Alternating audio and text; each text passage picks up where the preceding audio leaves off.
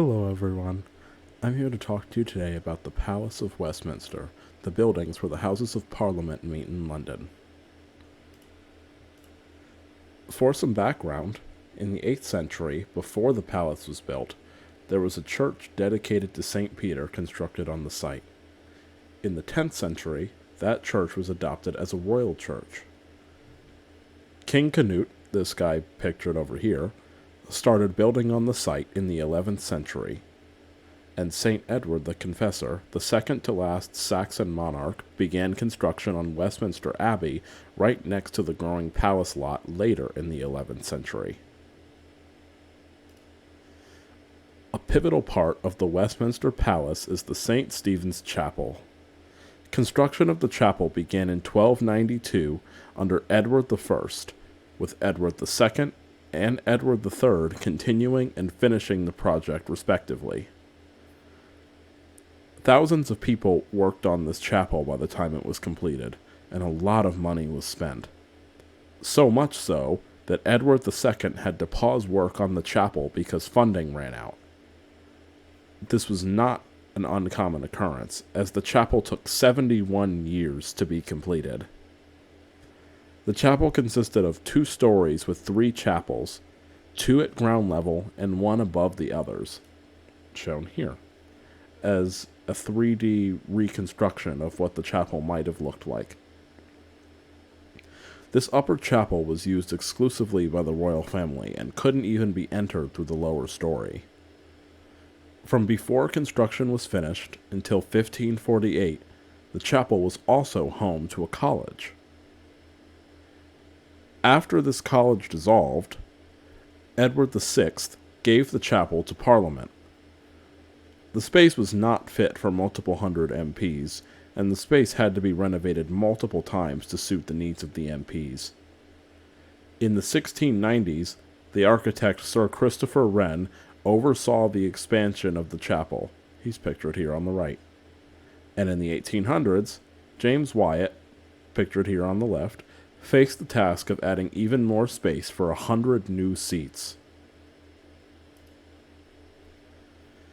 Some of the storied history of this building includes, in 1571, when the religious issues that culminated in the Articles of Reformation were argued, 1642, when Charles I attempted to arrest 5 MPs, one of the consequences that led to the English Civil War, in 1807, where William Wilberforce led the efforts that led to the abolition of the slave trade in 1807 in front of Parliament. In 1812, when Prime Minister Spencer Perceval was shot in the chapel, becoming the only PM to be assassinated. And, ultimately, in 1834, when St. Stephen's Chapel burnt down in the Great Fire of 1834. This Great Fire, while not the worst London had seen, was still extremely consequential for the city and its government.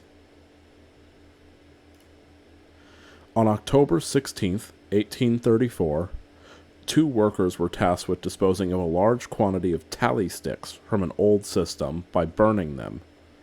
The workers opted to burn them in the basement stoves, which in turn lit the paneling of the House of Lords aflame.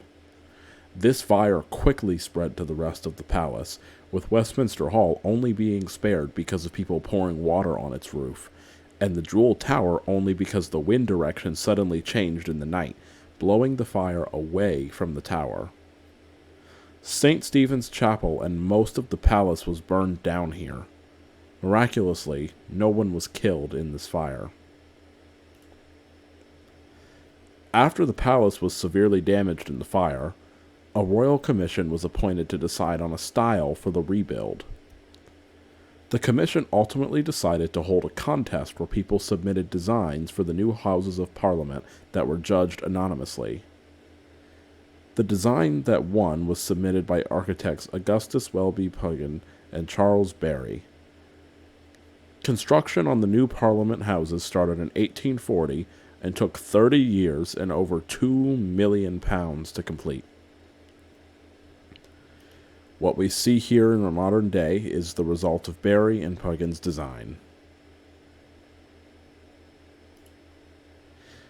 The Great Fire and the succeeding restoration of the palace led to the creation of one of the world's most famous landmarks, the Tower of Victoria, or what we might know as Big Ben.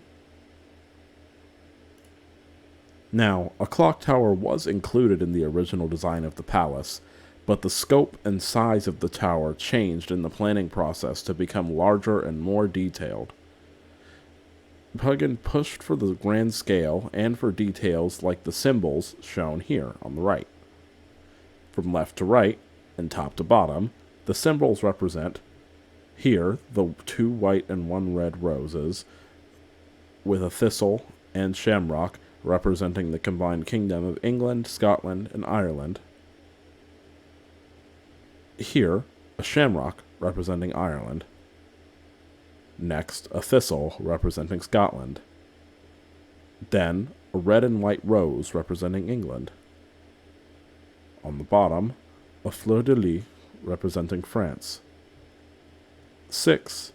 The symbol of the Beaufort family's symbols, adopted by Henry VII from his mother. Here, a leek representing Wales, and here, a pomegranate for Catherine of Aragon, Henry VIII's first wife. The tower also included a holding cell for belligerent MPs that didn't follow the rules of the House of Commons. Now, this did actually see use up until 1880, so not for very long. The clock is known as Big Ben, but it was originally supposed to be named Royal Victoria. This colloquial name actually refers to the bell itself, not the clock, and is likely named after Benjamin Hall, who oversaw the bell's installation.